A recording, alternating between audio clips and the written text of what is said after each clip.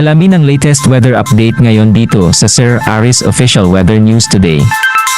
Nakikita natin ang patunay na epekto ng Intertropical Convergence Zone or ITCZ, yung pagsasalubungan ng hangin mula sa magkaibang hating globo or magkaibang hemispheres, at ito magdadala pa rin ng mga pagulan, partikular na dito nga sa may bahagi ng Mindanao, Visayas at gayon din sa may area ng Mimaropa at ilang bahagi ng Bicol Region. Asahan na mga kababayan po natin, partikular na dito sa may bahagi ng Palawan at western section ng Kabisayan at Mindanao na magpapatuloy yung mas malaking tsansa ng mga pagulan sa araw na ito dulot ng ITCZ. So lalabing bahagi naman natin bansa, makita nyo dito sa may bahagi ng Luzon, walang masyadong kaulapan, halos kaulapan na makikita po sa kasalukuyan, kaya medyo mainit na panahon pa rin na mararanasan lalong-lalo na sa malaking bahagi ng Luzon, habang may mga potential pa rin na mga thunderstorms sa hapon hanggang sa gabi. Ito may tumisan itatagal na 1 hanggang 2 oras. Sa ngayon nga, wala pa rin tayong minomonitor na bagyo sa loob at labas ng Philippine Area of Responsibility, at least for this week.